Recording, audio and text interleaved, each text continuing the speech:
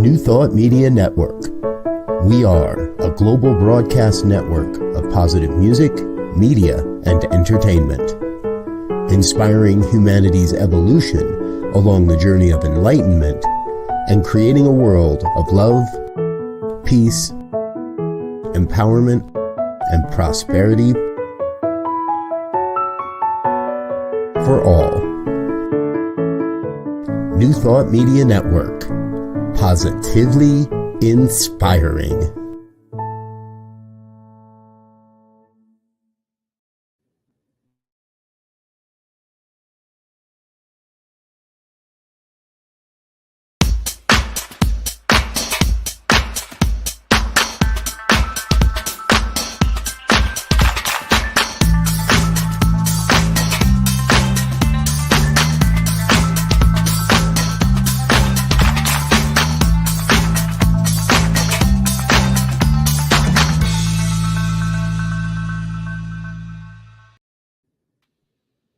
Hello, hi, it's me.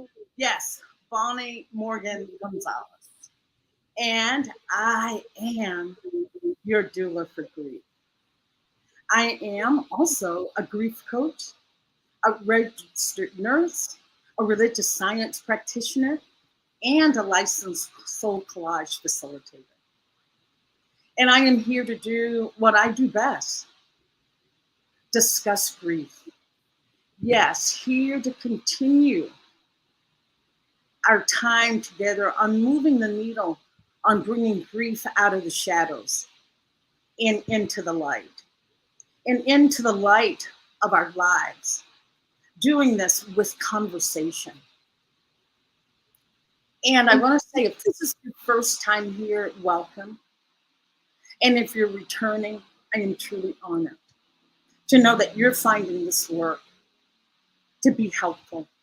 And hopefully you're sharing it with others. I'm hoping that our discussions here today is opening space for you to share this with others, to allow others to discuss their grief, their losses.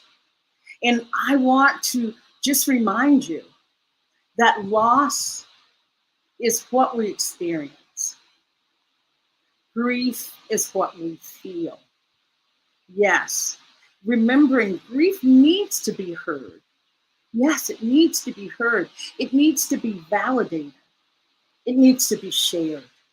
People just need to know that it is okay to grieve. What you're feeling is not abnormal.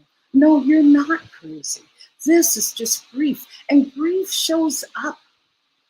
Everybody grieves differently. Each person's grief is unique. No one grieves in the same way. Mine could show up as anger. Yours could show up as, deep-seated sadness. Whatever it is, however one grieves is okay. It's okay. And I want to remind you as well that grief has that magical power to heal us. That is grief's business. So to put it that way, that is what grief is there for. It is in the grieving that we are healing, that the healing work is happening. And grief has that magical superpower to heal us, to change us, transform us in a positive, life-affirming way. So be with that, and I just welcome you again. And I just want to say, please feel free to join the conversation by dropping a comment in the comment section, a little note or question, whatever's on your mind. And I was going to say, I know the last few weeks we've been really covering some really deep subjects on different types of grief. We did collective grief, cumulative grief, anticipatory grief. So we have been covering some deep subjects. And if you find yourself at any time getting triggered by anything that's being said here, it's okay. But just stop and take care of yourself. whatever you need to do in that moment to take care of yourself. If it's just taking a break, getting up, breathing, do that. Do that and know that it's okay.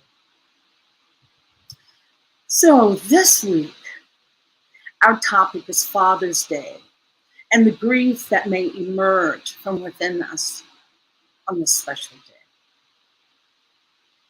I did a show on Mother's Day for Mother's Day grief, rather. It was just a really wonderful discussion because grief with Mother's Day and Father's Day is not normally what's focused on. On Mother's Day, it's really focused more on, the lovely aspects of being with your mother, holding hands, and just being a mother and daughter or mother and son.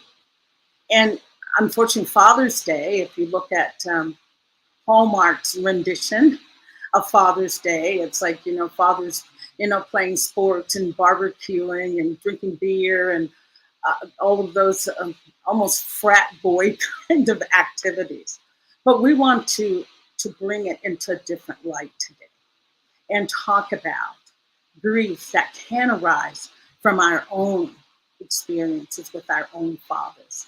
So this week I have just a super special guest that is going to help shed some light on this topic and subject. And I am just over the moon with joy. I am so honored. I have just had the best guests come on the show. And today is no different. Just a fantastic, wonderful human being. His name is Zo De Muro. And Zo, since 1989, Zo has been a part of the health and wellness community in a number of roles as a personal trainer, fitness and performance coach, wellness coach, transformational coach, and now a religious science practitioner. And also Zo, to add to his repertoire, Zo is going to have a new program here on New Thought Media Network starting on June 30th at 12 noon. Mark your calendars. The title of his program is Choice, Your Creative Superpower. And we'll delve into that later in the show. So, Zo is a native New Yorker. He moved to the West Coast over 30 years ago. And it has been that move that brought a greater clarity and energy to his search for spiritual growth. Leaving behind the religion he was born into, Zo explored numerous religions and philosophies before he found science of mind or religious science. He says that the idea that God was within, not somewhere unreachable without intersection and supplication, and that we are co-creators of our own experience, were literally life-changing for him. And he has since flourished beyond anything he had imagined years ago. Zo's ministry as a licensed practitioner at Oakland Center for Spiritual Living in Northern California, and his work as a transformational coach have enabled his clients, to bring about a more fulfilling and authentic life, benefiting themselves, their families, and truly the world. So just help me welcome to the show today, Zo De Muro. Thank you, Zo, for being here. Thank you so much. Oh, thank you, Zo. I should give a little disclaimer. Zo and I do have a deep friendship. So not only a guest, but a friend here on the show. So I'd just like for you to share with us your adventure of arriving to where you are now. Well, from the outside, the things that you mentioned are true. I mean, I used to be in the corporate world, and there was virtually nothing in the corporate world that fulfilled me. Um, what I had to do actually was I would construct ways that I could be fulfilled. So what I would do is I would teach. I would work on people to bring them up from whatever their difficulties were. There was a time when I had this one office in San Francisco that someone hung a sign on outside my door that said Father Zo, and that's where everybody went. So, That's where Father, everybody went when they, yeah, when they were having difficulties. They would come to me, and even then, I understood that their answers were not someplace outside of them. Their answers were within them. So it was all about shining that light. One of the phrases that I really love to use when I'm working with my clients is that, you know what? You're going to be doing the digging. I'm going to hold the light for you, but it's your dig. Because it is all about understanding who and whose we are. It's about that alignment. It's about that discovery of truth. and So that was my journey. I wanted to ask you, how did you resonate to the sign on your door, Father Zo? How did that land with you? I was like, what? Or wow, I'm honored. What? Where did you go with that? I was honored, actually. It was something that I had considered in my youth, the idea of becoming a minister of some sort, but it really didn't.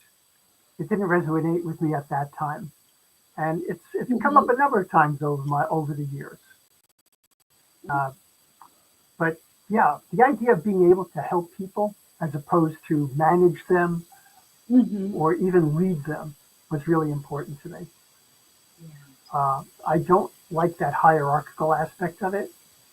I prefer more of the networking aspect of it, if you will. Yes. And could you just repeat for me what you say that you tell your clients that you hold the light? Ah, yes, yes. I'll hold the light while you do the digging. Oh, okay. Yes, yes. Oh, wonderful. Yeah, I didn't hear that. I was telling Zoe and Joe, my producer, that since I got back to Mexico, they've been having a party for us to welcome us home, and the party is still going. So it's a little like I'm straining to hear, but that's beautiful. I hold the light as you do the digging, as you do the work. I just so resonate to that myself, and even in my own grief coaching, I can understand that. I think I feel that allowing people to do that digging, to do that work, reinforces their own sense of resilience and sustainability once we have moved on and they're there holding the light themselves. So Hmm. I Yeah, I mean, if we want to use a technical term, it's self-efficacy. oh, self-efficacy, yes. Thank you for that. So thank you. And I was going to say, I did say that today um, I wanted to discuss a grief that could arise around Father's Day, from Father's Day, because there are so many people whose fathers are no longer alive, or whose father is just not in their life for whatever reason. People that did not have or don't have good relationships with their fathers. So I wanted to be able to address that so that people can know that yes, this day is not always about buying the card and going and seeing dad. So I just wanted you to share your thoughts around how you hold Father's Day, Hmm. or how Yeah, well, you hold Father's Day. mhm. Actually, when you had asked me if I would be on the show and that the topic was going to be Father's Day, the first reaction I had was, "Ooh, you sure you really want me to talk about Father's Day?" Because my relationship with my father, and I am a father as well, and my relationship with my son, um, are not what I would consider ideal. Mm-hmm. And then I thought about it, and I was like, well, yeah, of course we should be talking about it. How could it be more perfect? I mean, we're talking about grief and loss, Mm-hmm. and without a doubt, that is something that I would want to address. So we're going to get personal. Yeah. Up close and personal. Yeah, yeah. So my relationship with my father was always strained. He had a very clear view of life. It was his way and the wrong way.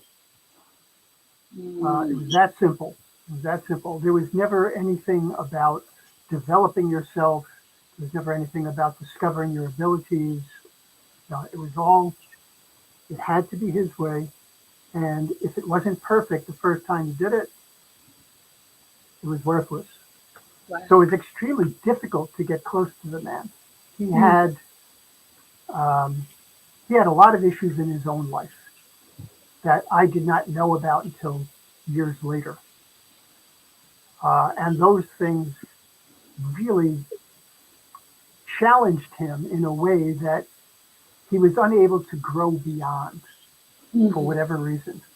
So he took those limitations into his being a father. He took those limitations into how he approached life. And, it's a marvel to me now to realize at this point in my life, being able to look back and seeing all of these different things that had gone on for him. I could not appreciate then the effect that they had on him as I can now. So my father was a very violent man. Uh, he was a very controlling person. He was a very abusive person. Um, when my mother saw the way he was with me, her reaction was, he's your father. Therefore, what he says goes. That's pretty much it. So it took a long time for me to be able to recognize that I had the ability to stand, not only to stand on my own 2 feet, but to stand up for myself, which unfortunately, given my father's uh, restrictions, meant that we really could not spend time together. So I left home when I was 17. Wow. It was the only way that I could survive, literally survive. And for on and off for years, our relationship would ebb and flow until it just got to the point where I could see toxicity and I needed to step back from that. So when I look at Father's Day, it's for many years, it was with a sense of dread because you're talking about the Hallmark version of Father's Day. Yes. Dread comes up. Yeah. Yeah, and that wasn't what I had at all. I mean, even with the prayers of my youth, who would say, "Our Father." I was like, no, I don't. I don't want to think of our Father. Right. Maybe your father. Yeah. So really carrying that through your life. So just the word father, triggering that sense, as you said, dread. Yeah. Yeah. So it took a while for me to get to the point of understanding him. And I know this is a show about grief, but forgiveness was a very big part of this as well for me. And understanding that in my grief, forgiveness was a very key component. It allowed me to grieve not only what I did not have with him, but it allowed me to grieve the loss of him when he died. because I was able to see then that what I had always hoped for with him would now never be. Mm, that's really a hard one. That is when grief does Yeah. just, you become the child of grief. You surrender into that grief. Yeah. Yeah. And Um, so, go ahead. no, I was going to ask another question, but you finish your thought and then I'll come back. Well, I was going to say that in my ability to grieve him, I actually found something of value.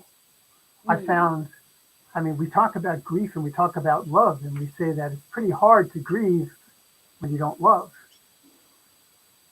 because mm, it's simply another aspect of love. mm-hmm. And it, in a very unusual, very unexpected way, brought me so much closer to him. And that It was, feels like an oxymoron when you're just thinking about it. yeah, But when you're living that experience, though, you can truly say that you feel that closeness. Is that what I'm hearing? That you can truly feel the closeness that you yeah, could not feel when he was alive. yeah. And where does that take you? Where does that take you when you feel that closeness? Uh, it's the first thing that it does is I feel it physically. I Mm-hmm. can feel it as an opening, almost a melting, if you will, um, a release of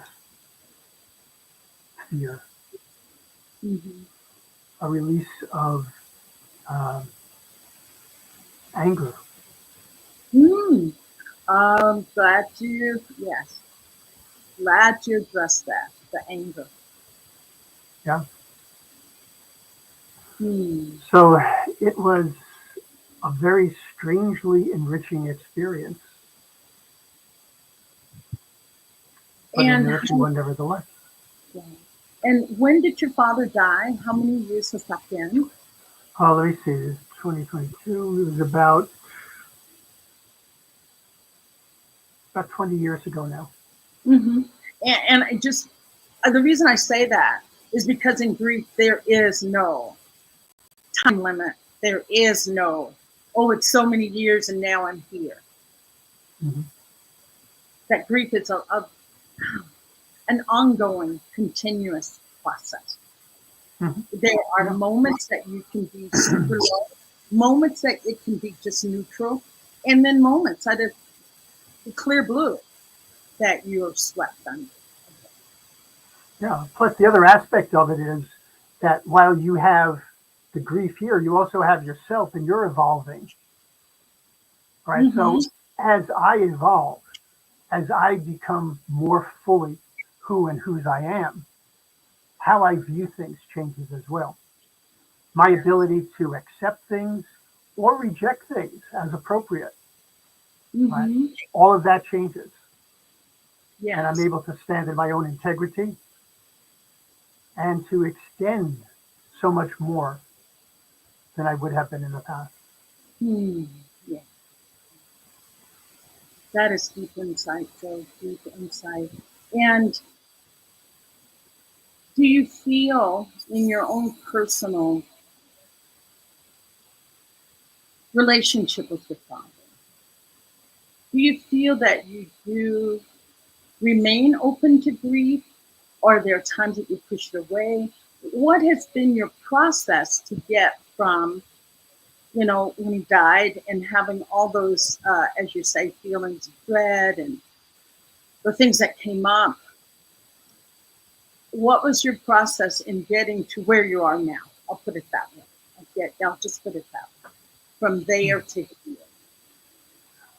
The process did not start with thinking about my father. The process started with myself. I had to understand where I came from. And I had to understand that my experience of my relationship with my father was very different from his experience with me, Mm-hmm. right? And understanding his roots, if you will, Yeah. understanding the things that formed his foundation only were possible when I was able to really understand my own. Mm-hmm. Yeah. So, and it's, as you know, having gone through practitioner training together. Yes. Yes, we did do that together. So, Yeah. yes, What did they focus us on initially? They focused us not on the world, not on anything other than ourselves. ourselves. Yes. And how things got to be the way they are. Yeah. And And it's just so interesting to see that the more we go into understanding ourselves, the more we get to understanding loving spirit, mm-hmm. Mm-hmm. and the more we understand loving spirit, the more we understand ourselves, and it goes back and forth. And the more that we are open to understanding others. Mm-hmm.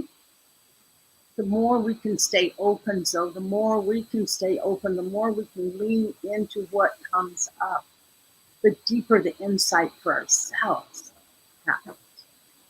And I always say it's an inside job. Everything is an inside job. Um, and I too, when I hear Father's Day, it is not a day for me. And my father's been gone a long time, almost 40 years, almost Mm. 40 years. But there are moments that I can just be overwhelmed with sadness and and in tears. And my father, so, was just the kindest, sweetest man you could ever have wanted to meet. He was just really a hardworking man. Um, Took care of his family. Raised in the South during the time of deep segregation and really hardships for an African American man. And, when I look at what he was able to accomplish, being so oppressed at this stage in my life, I'm able to really honor him and see how courageous he was. But as I was growing up, so my father was a man who struggled with alcohol. Mm. And that kind and gentle, loving man would just disappear. And there would be this other person. And our relationship wasn't tumultuous in a sense. It was just that alcohol left him emotionally unavailable. And so that was the issue there. And it made him emotionally unavailable. And my mother was really just enraged by that. So it was both parents emotionally unavailable because of his alcoholism. And I remember standing at the bedside. Um, there was nothing more that he wanted was for me to be a registered nurse. And I remember being at his bedside as he was dying, and I was brushing his teeth. And so I was filled with a rage that I never felt before. My rage was around the fact that my father and I had grown close in the last 2 years. And I was finally getting my father. And here I stood there in rage thinking, how could you get sick enough to die? I was so angry. How could you get sick enough to die? And that's been how many years ago, and I can still be taken back to that moment. And but now, as I said, it's been so many years later. now I am just able to see my father in a different light. What a courageous man. What a I remember on his dying bed that he's basically a very religious or spiritual man. I'll say religious because that's what he would have called himself. And I remember him just repeating the mantra as he was in such pain. He died from cancer. Repeating the mantra, Lord have mercy, Lord have mercy, Lord have mercy. And I have been with a lot of people that have died or made their transition. And I've heard expletives to no end, how people are tossing and turning in pain and screaming and yelling and what.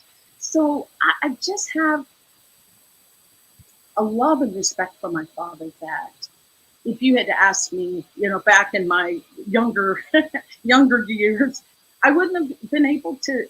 That was not in my vocabulary. That was not in my heart. And I'm saying that to say, how we talk about spiritual bypass, like wrapping it up, like, my father was a good man. No, I still had to feel all of that. I still had to feel that anger and work through that. I still went with the depths of sadness to get to where I am now. And I want to offer the listener to really be with what comes up, without judgment, with whatever emotions come up on this Father's Day. Be without judgment around it.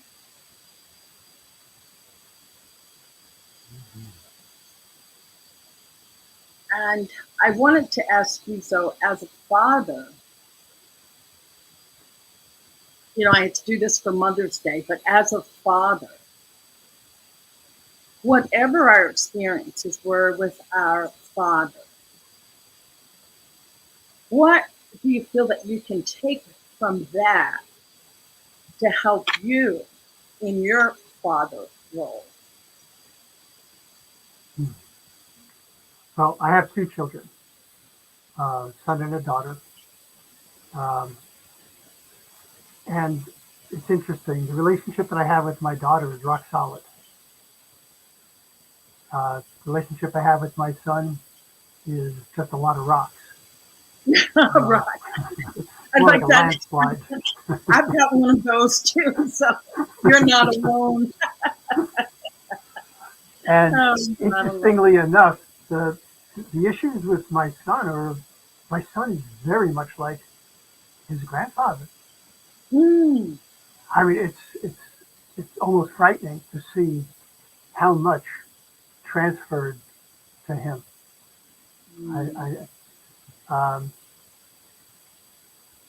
It's what I had to do, what I had to take from the lessons that I learned in understanding my own father was, first of all, recognizing that the way I wanted to raise my children was not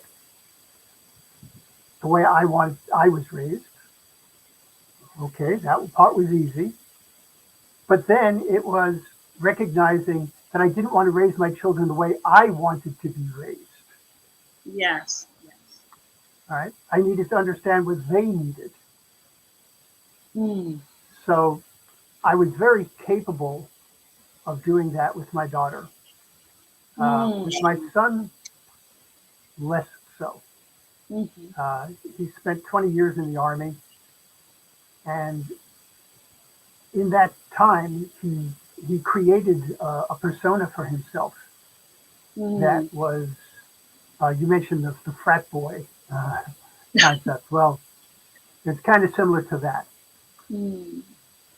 So a conversation does not include words. It includes mostly grunts and head nods and such.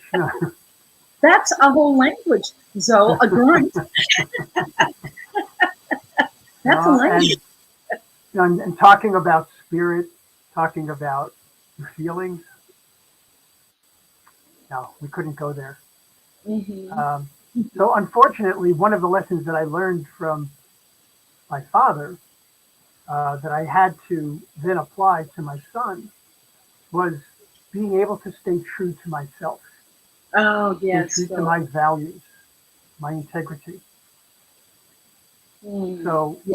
when I saw the things that my son was posting online, when I saw the way that he was raising his children, Mm-hmm. um, we we had words, Mm-hmm. and Mm-hmm. it just got to the point where my son told me in no uncertain terms that he would never see things my way. Yes. Mm. And Mm. I personally don't believe that. Yes. I believe there is always a possibility, either for his growth or for mine or both. So when I think of my son, I don't think of him in anger. I think of him with sadness. Mm-hmm. I think of him with love, um, but not with anger. Yes. Yes. Definitely not. Mm-hmm. Um, so I always hold the possibility that I will grow enough to Mm-hmm. find a way to reach him. Yes. It's comes back, as you said, so it comes back to you. It comes back to you, the Yeah, inside, us going inward to say, yeah. what, where, how, what is it that I need to do or not do? Or what is it I need to just be? And I want to ask you this. Now, I suffered from the syndrome of my mother was really, I'll just say, a rageaholic. I wanted to make sure that I was not that kind of mother. Mm. I sometimes feel that I went the other way in leniency and lovingness and not being able to find a middle ground. Uh, and I must say, I have no regrets with how I raised my children. I did what I thought was best at that time. But Mhm. I just wanted to ask you, do you find yourself suffering? I call it that syndrome of wanting to be so different from what our parent was that we wind up tipping over. What's your feeling around Um, I never was there. yeah. Oh, wait a minute, you were No. never a mother. How about from a father's point of view? Well, there you go. There. Well, even as a father, because one of the things that I did learn earlier in life, which was very good, was the idea of boundaries. Mm, All right, and one of the things that I think as a parent that it's easy to lose sight of is the importance of boundaries, even with your children. So a boundary doesn't have to be. It's not about holding something off. It's not about building a wall. It's about explaining the rules of the game, mm, so to speak. All right. So having healthy boundaries actually allows me to have a better chance as a father mm, than if I did not. mm. So that was the way that I went with that. So Right. no, I don't think my children would ever say I was too lenient. Oh gosh, so I'm glad that we can have a laugh here because I think we'll take a quick break and come back. And when we come back, I would like Zo to tell us about his new program that is airing June 30th on New Thought Media Network at 12 noon. And then we will just kind of tie up our Father's Day brief. I can give you some tools and tools, do's and don'ts. So thank you. We'll be right back.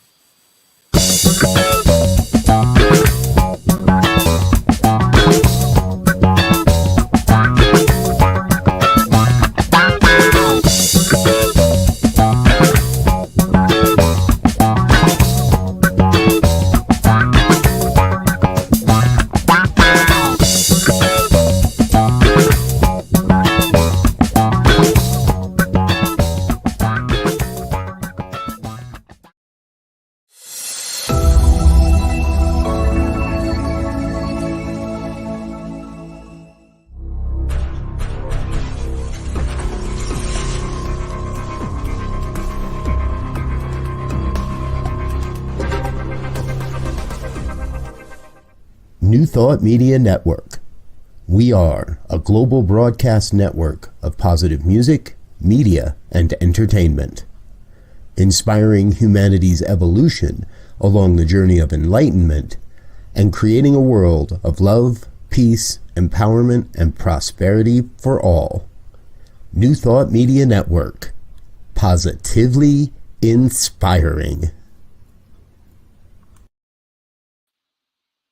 Thank you, and welcome back to your Doula for Grief. Today with my special guest, Zo De Muro, and discussing grief, Father's Day, and the grief that may emerge from our thoughts of our fathers. And I do want to take a quick minute to acknowledge some comments. Joe, if you could put some comments up there, I'll be more than glad to read them. I think the first comment was, it says, hi, Bonnie and Zo. It's, hi, Bonnie and Zo. Such an authentic conversation. Thank you for sharing your heart. And I know that's from Laura, because I could see the next quote. It has a beautiful pink heart, and there it is, Laura. Thank you, Laura, for being with us. Laura is our New Thought Media birth mother for both Joe and I. She's given birth to both of us here on New Thought Media.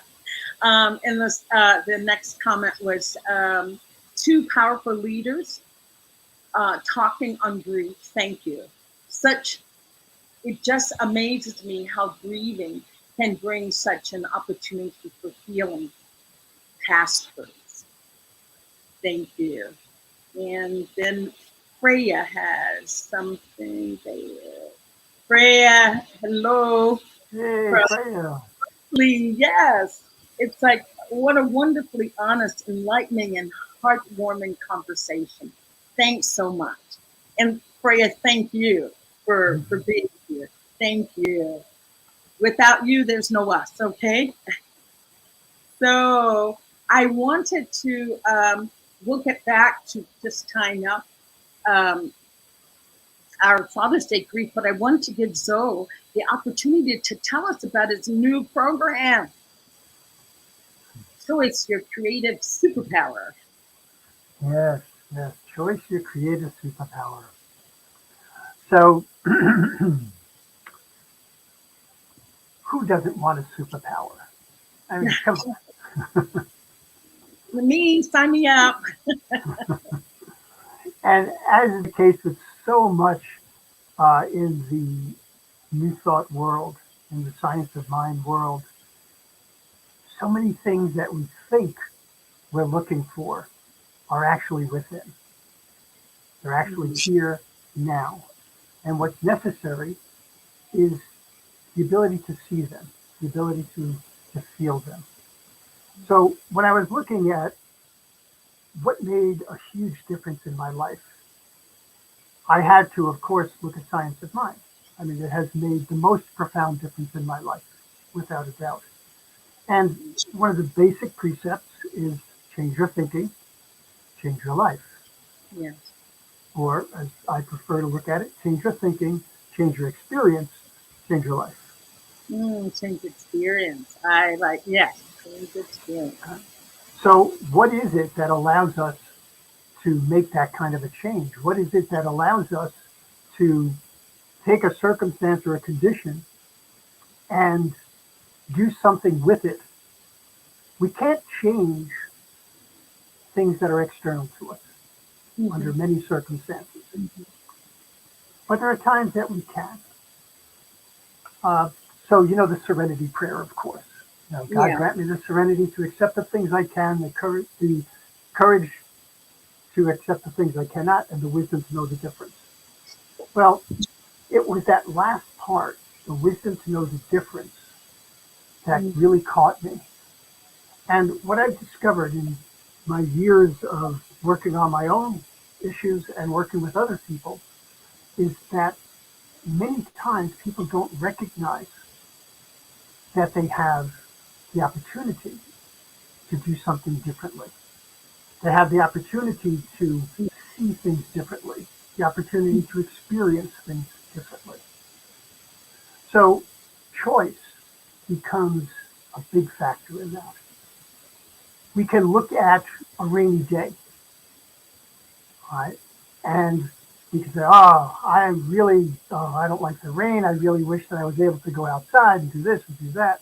Or we could say, wow, this is rain that is nourishing the earth. This is allowing the flowers to grow. This is literally providing life. Mm. That's a choice. Right? I've been injured and needed surgery, and I could look at that and say, oh, how miserable my life is. Mm. Or I could look at that and say, how wonderful it is that the doctors were able to take my damaged knees and give me a whole new knee. Mm. Right? Take me out of that pain and bring me to a place where not only can I function, but I can function well. Yes. It's a choice. So I started to look at choice, and I recognized that choice makes a huge difference in my life. Absolutely an enormous difference. So being able to recognize that there is what I'm referring to as a choice point. No, a choice point? Okay. Like the tipping point, the choice point. Yes. Right. What is the tipping point, the choice point? Yeah. So recognizing that there are many more choice points than I would have imagined has enabled me to grow, has enabled me to look at life very, very differently. Mm-hmm. And that was the foundation for this particular effort. So I want people to understand not only that they have far more power in their lives than they would have thought, but that there are many ways in which we make choices, many reasons why we make particular choices. So it's a whole series of aspects of how we live our life and how we understand choice. And that's what I'm going to be exploring. Yeah. So I love when you talked about the serenity prayer, the end, to know the difference. And it just reminded me, isn't there a Viktor Frankl, oh gosh, quote about if you can't change your circumstances and you need to change your internal circumstances. So it's about going backwards in again, and you'll be offering us another opportunity to explore our inner landscape with the choice and what's there, what keeps us from making a different choice if we're looking back with regret, planning ahead, moving forward. So I'm just so excited. There's a quote by Ernest that I'm going to have to paraphrase it because I don't. Okay, paraphrase. Wait, you've got basically what it comes down to is that life is lived from the inside out, not from the outside in. Yes. Right? Now, that statement requires a choice. Right? Yes. I would say that the fulfilled life, or the most fulfilling life, is certainly lived from the inside out. Yes. Right? Yes. That gives me opportunities. It gives me so many opportunities. And I was going to say, I'm feeling just hearing you say it, it's giving me a sense of I'm in control versus giving away my power to the outside event. Oh my gosh, this is happening. I'm powerless. It's like, you know what? I am powerful. Going within, making the choice. Oh, well, I'm there. Sign me up for June 30th. Sign me up. Put me there. I was going to say something to that quote that you said, Ernest, about living the life inside out. And I'm a nurse and been a nurse for over 40 years. So we always say with wounds healing that we never want the wound to heal from the outside in because too much bacteria, too many pathogens get trapped. We always want to heal. That wound needs to heal from inside out. So, yeah. So nursing language is speaking earnest language. Yes. Speaking of quotes, I believe you have a couple of quotes. Oh, you're the best. That's why we're friends. There's a couple quotes that I want to do, but so I'd like to just close out for our Father's Day brief, since that is what our discussion was around. And I so thank you for lending your powerful, life affirming, and life changing story around your own relationship with your father. Thank you for allowing us to see Zoe uh, in a truly authentic way. And I thank you for that. I thank you for that. Thank you. And so, what I want to say for this Father's Day, if your father is alive, be with them, and you have a good relationship, be with them, call them, go and spend some time with them. And if that's not possible, you don't have that kind of relationship, that's okay too. But what I want you to know, or what I'd like to ask you or invite you to do, is just take action. Have a plan as to how you will spend the day if you're missing your father because of death or a difficult relationship. Just take action, and how will you spend the day? Spend some time even reflecting on pictures, if that's what brings you comfort and solace, if your father is no longer with you. And just remembering the good times. I remember when my brother Melvin was dying, that's what he said. When you think of me with a smile and remember the good times. So I know that your loved one would want you to remember the good times. Get together with others. Socialize with family or friends. And if you're really feeling tense and anxious around it, for whatever reason, try just some deep breathing exercise. Just inhaling to the count of 7, exhaling to the count of 11. Just doing that 5 times.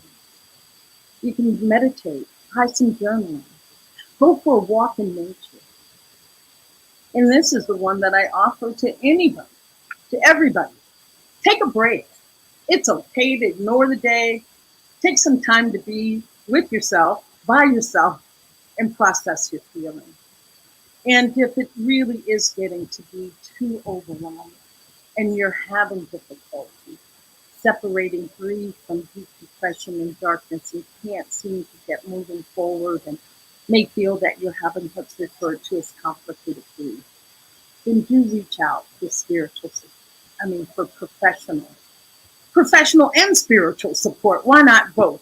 Reach out for both. As you know, practitioners, we are here to pray with you through thick and thin, through good times and the bad times. We are here so you can reach out to your spiritual practitioners if you're participating in a faith that offers that service, or reaching out to your clergy. So, but do reach out for help. Don't be in isolation. Do not grieve alone. Do not grieve in isolation. And since my dear brother Zo was reminding me of the wonderful quotes, before I do the quotes, Zo, I would like to ask, is there any parting thought that you would like to leave us with around Father's Day and Father's Day Food? More repeat of what you said, really. Just feel what you feel. Yes. Honor that. Yeah. Yeah. Know that whatever feelings come up are definitely the ones that are asking for your attention, And they're asking gently. And if you don't pay attention, then they will scream. So we don't want that. So yes, just know that what you're feeling is to be honored. And I do want to leave you just with 2 quotes for Father's Day. And I wanted to say that Zo has a website. Joe, if you want to put up a banner for that, yes, livingfullywellness.com. And his email is Zo De Muro @gmail.com. So thank you, Zo. Thank you. And here's what I would like to leave you with. 2 quotes. It's like, what makes you a man is not the ability to make a child. It's the courage to raise one. And that is by President Barack Obama. And I'm going to quote a rapper, okay? Baby, I painted the sky blue, but my greatest creation was you, by Jay-Z. And just want each person that's listening to know that wherever you are and however you're feeling this coming Father's Day, that you are your Father's greatest creation. You are your Father's greatest creation. So allow that to bring you comfort this Father's Day. And I'm just thanking everyone for watching. Please check all the lineups on New Thought Media Network. As I said, Zo will be having his new program starting June 30th. Choice, Your Creative Superpower. Look for that. Also, we have Laura Capo, who does her Cosmic Prayer, and that comes on, I believe, at 10 a.m. Mountain Time on Mondays. Then we have Rockin' the Love with Robin and Bill Olmstead on Wednesdays at 12 noon Pacific Time. And I would invite you to make a donation to New Thought Media Network so that we can continue to have wonderful, meaningful, thoughtful, spiritually inspiring, faith-encouraging programs on the network. And just so honored that I got to spend the time with you. So thank you, and I will see you next week as we explore another topic. Thank you, and have just a wonderful week. Enjoy.